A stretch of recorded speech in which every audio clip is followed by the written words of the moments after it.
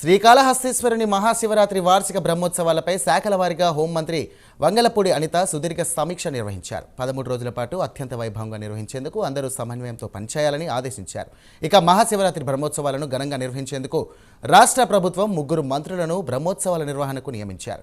దేవాదాయ ధర్మాదాయ శాఖ మంత్రి ఆనం రామనారాయణ రెడ్డి, అలాగే రెవెన్యూ శాఖ మంత్రి అనగాని సత్యప్రసాద్, హోంమంత్రి వంగలపూడి అనితను నియమించారు. ఈ నేపథ్యంలో శ్రీకాళేశ్వర ఆలయానికి విచ్చేసిన అనిత స్వామి అమ్మవార్లను దర్శించుకొని అనంతరం పరిపాలన భవన్లోని మహాశివరాత్రి బ్రహ్మోత్సవాల ఏర్పాట్లకు అధికారులను సమన్వయపరిచి సమీక్ష నిర్వహించారు.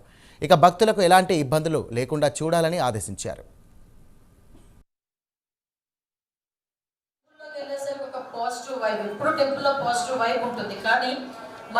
దాన్ని కొంచెం ఆధునీకరించిన తర్వాత దాని సాంప్రదాయబద్ధంగా తీర్చిదిద్దిన తర్వాత వచ్చే ఆ పాజిటివ్ వైబ్ ఏదైతే ఉందో అది ప్రతి ఒక్క భక్తులు కూడా ఈరోజు వాళ్ళు స్వయంగా అనుభవించే పరిస్థితి ఈరోజు కనిపిస్తా ఉంది.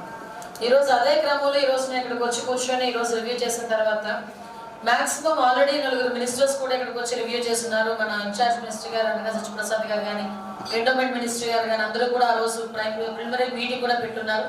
ఈరోజు ఎస్పెషల్లీ ఎటువంటి అవాంఛనీయ సంఘటనలు జరగకూడదు, ముఖ్యంగా భక్తులకు ఎటువంటి ఇబ్బంది కలగకూడదు, అతి ముఖ్యంగా సామాన్య భక్తులకి ప్రయారిటీ ఇవ్వాలి.